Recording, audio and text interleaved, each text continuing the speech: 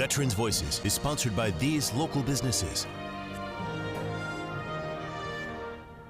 John Brooks was set to be drafted into the Army for the Vietnam War, but wanted to be a Navy Frogman, so he did just that on his own accord. In this week's Veterans Voices, he sits down with me to discuss his 2 tours in Vietnam.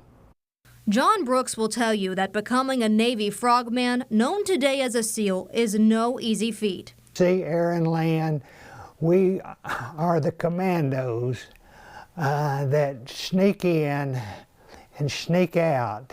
We're small units, small groups from 4 to 14 men. We're kind of a reconnaissance. We're like Army Rangers.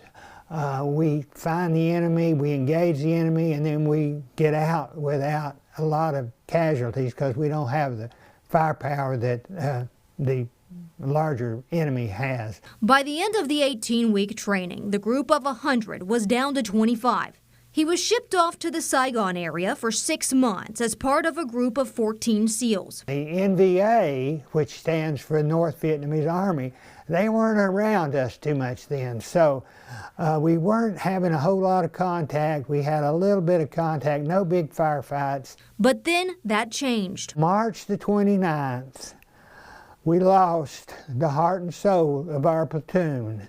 He hit a landmine, an anti-personnel mine. His name was Les Moe. He'd been over 4 times. Brooks believes his friend Les saved his life that day. Les saved a lot of people's lives because he was senior to a lot of people, and me for one.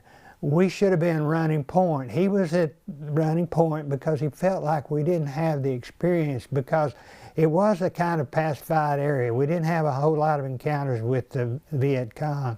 After that, the platoon laid low as the war was starting to wind down, and Brooks went back home. I didn't feel like I was tested. I didn't feel like I was in the firefight that I wanted to be in.